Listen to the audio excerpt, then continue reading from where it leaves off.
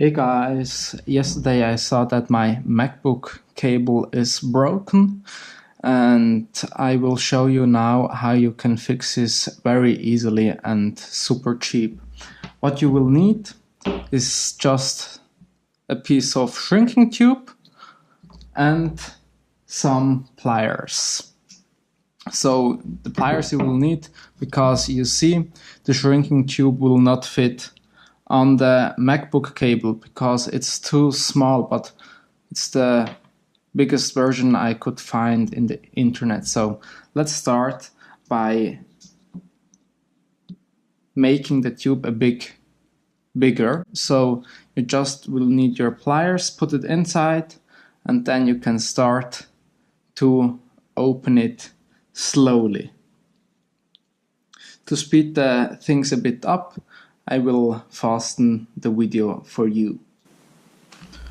Okay guys, when you've stretched your shrinking tube enough, take your cable and put your cable through the shrinking tube, and then you can start by heating the shrinking tube up with a household hairdryer like this one.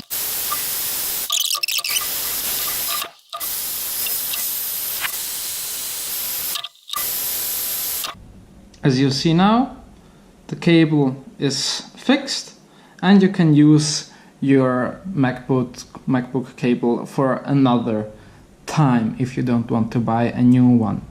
What I will make now, I will take a second piece of shrinking tube and put it over it so it's completely rescued, because I think this one probably will not last as long as if I will put a second one over it.